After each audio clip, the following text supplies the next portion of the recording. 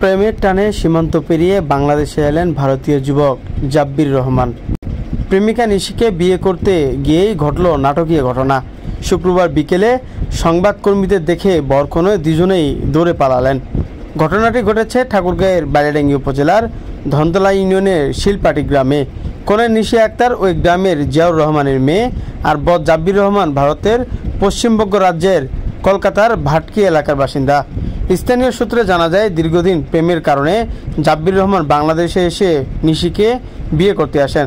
খাওয়া দাওয়া আপ্যায়ন সবই চলছিল কনের বাড়িতে, কিন্তু হঠাৎ সংবাদকর্মীরা ঘটনাস্থলে পৌঁছালে কোনো কিছু না বলেই বরকনে দৌড়িয়ে পালিয়ে যায়। পরে কনের পরিবারের কয়েকজন স্বজন জানান, এটি কোনো বিয়ের অনুষ্ঠান নয়, বরং একজন শিশুর আকিকা অনুষ্ঠান ছিল। জাব্বির ও তার মা নাকি শুধু দাওয়াতে অংশ নিতে এসেছে। তবে প্রশ্ন রয়ে যায়, সংবাদকর্মীদের দেখে পালানোর কারণ কি? এমনকি সংবাদকর্মীদের দেখে তারা শামিয়ানা খোলা শুরু করে।